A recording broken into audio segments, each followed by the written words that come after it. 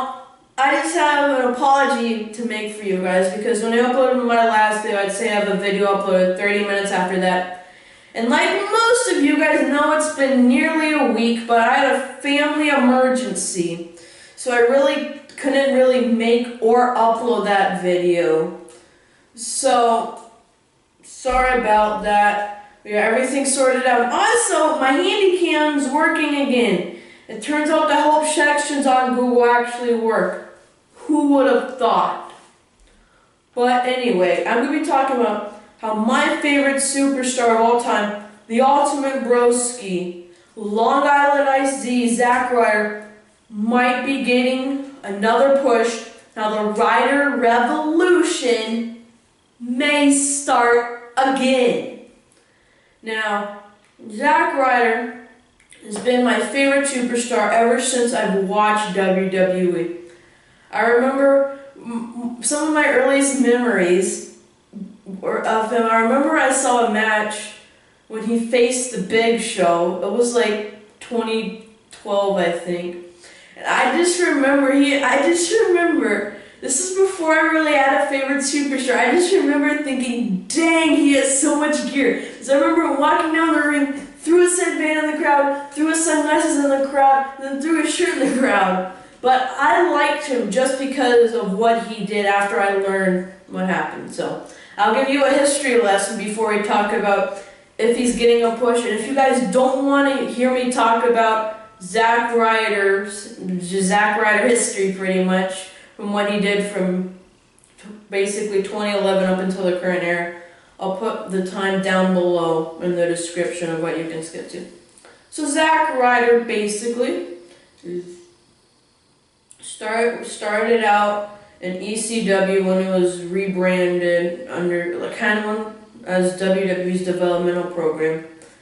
And basically, I guess Zack Ryder, at first, well, he didn't debut in that. He debuted alongside Kurt Hawkins and was basically an edgehead. But he won the tag titles with Kurt Hawkins, but then after that, he didn't really do anything. Like I said, he went into ECW for a little bit, and he never did much. But then, I had a lot of respect for Zack Ryder for this. He knew anytime he was going to get released by the WWE. So, instead of waiting around and praying that WWE was going to give him an opportunity, he made his own by making the YouTube channel Long Island Iced. And now he hasn't uploaded really anything lately on that channel, but it is really funny and I highly recommend you check it out. I'll put a description down below. I mean a link. But basically, everyone loved the channel and people were chanting woo woo woo at shows Zack wasn't even at. And I mean all the superstars, you know, they'd always be wearing headbands or sunglasses and have funny moments on Raw and SmackDown and pay-per-views too. So eventually WWE decided it was best if they gave Zack Ryder a push. He defeated Dolph Ziggler at TLC 2011 and won the United States Championship. And all the Zack Ryder fans, they were freaking out as if he just won the WWE title because that's how special it was. I mean, most people, John Cena fans would probably care less when he won the US title. But for Zack Ryder fans like myself, I was really little, but I remember it because it was great. It was truly great. But Zack lost his momentum. He became best friends with John Cena, which, I mean, being best friends with the best superstar in WWE history seems like a good idea. But, no, I mean, Kane injured him and threw him off the ring ramp in a wheelchair. Then Zack Ryder, just for the next 5 or 6 years, did nothing. I remember being a Zack Ryder fan, who's still my favorite superstar, because it was hard. Because, the only time you'd ever get to see him on, shows besides, Superstars and Main Event was when he pretty much be squashed in a squash match, or if he was one of the people who got eliminated early in a battle royal. That was basically the only time you could see him. But then the crazy thing happened. At this year's WrestleMania, in WrestleMania 32, the impossible happened. Zack, in a 6-man ladder match, in his first WrestleMania match, spoiler alert, it was at WrestleMania 28. He won. He climbed to the top of the ladder, pushed Miz off, and grabbed the Intercontinental Championship. And I remember my parents don't exactly love WWE, so I didn't have the WWE Network. I just have WWE.com and WrestleMania results. I'd usually just be playing a game on my phone and clicking refresh, and then all of a sudden I saw what it said. Zack Ryder won the 6-man ladder match. That must have been the best 2 seconds of my life, because my jaw, I swear, it dropped. Then I pushed myself out of the chair. This probably made my parents hate WWE even more, because I was running around and I was like, woo, woo, woo, and then I'd point at my family members and be like, you know it, bro, I say champ, I say champ.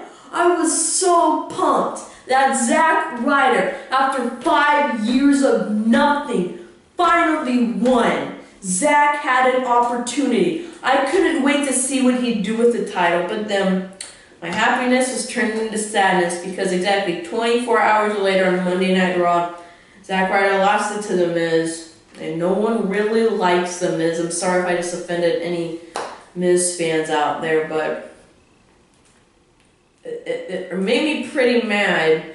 I couldn't even really watch the rest of Raw because I was so pissed. And then he got his rematch on SmackDown, and lost again by shenanigans. And then it seemed like it just happened. Like, maybe WWE just was like, hey, let's just, it seemed like Zack would just go back to his old jobbish ways. As much as I hated to admit it, he just come out. I know he lost a lot to Baron Corbin, many other superstars too that aren't exactly coming to my head. He just basically lose. And I remember like on SmackDown when he faced Alberto Del Rio, it might have been qualifying match. I was like thinking maybe, no. And then an amazing thing happened. On the 4th of July episode of Monday, 2 weeks ago, Zack Ryder pinned Sheamus and won the 18-man tag team elimination match for Team USA. Of course, Big Show helped a little bit, but that was great. You should have seen me. I wish I recorded this, because I could be a YouTube sensation, just like with WrestleMania 13. Just jumped up on my couch, just like, woo, woo, woo, and my brother looked at me like I was a crazy person. I don't blame him. But it was spectacular. And then I just, then Zack Ryder faced Sheamus, and I was thinking that he was gonna lose. I was praying he was gonna win, and then Zack Ryder hit the elbow drop, pinned him 1, 2, 3, and Zack Ryder beat Sheamus, and I was pretty happy, man. Like, I can't even lie. And then he challenged Rusev for the U.S. title, which I thought was gonna happen on Raw, but isn't. But then I was thinking that this was gonna be the time for Ryder, because he got 2 huge victories. He debuted at spot 14 in the power rankings. I bet none of you really follow the power rankings, but I do.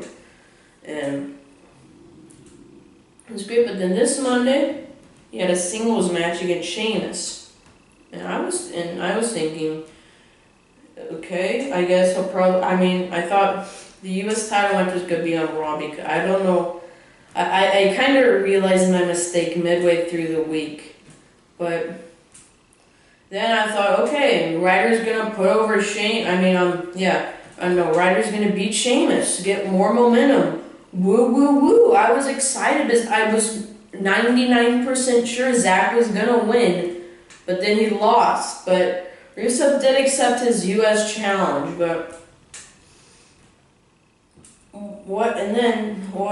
here's what might happen. Either they're trying to build Ryder up and feed him to Rusev because when Rusev won the U.S. title the first time, he was unstoppable. He had his undefeated streak going, and then he got buried in WrestleMania 31 like John Cena. But I feel like they're kind of trying to make him feel like that treacherous giant, and I feel like they're possibly just building up Ryder and feeding him to Rusev, but I really hope not. What I think might happen is they might put him on a losing streak before Battleground to make it be like, dude, look at all the matches Zack Ryder's lost. How the heck can he beat someone like Rusev and then he might win? Or another thing I've heard is that they're just building up Zack Ryder. They're going to make him lose to Rusev, but then Mojo Rawley, who's in the NXT tag team with Zack Ryder, the Hype Bros, they might bring him in and maybe try and build him up as a tag team. I personally really don't want that to happen because I don't really like Mojo Rawley all that much. I mean, I'm more of a Shinsuke Nakamura guy myself. But hopefully it'll happen. I'm almost convinced my parents to let me sign up for the free trial. So, and if I do, I'll have a reaction to Battleground 2. And I'll also have a reactions video for SmackDown, so look forward to that. But as Zack used to say, take care, spike your hair. I'll see you beautiful people later. Goodbye.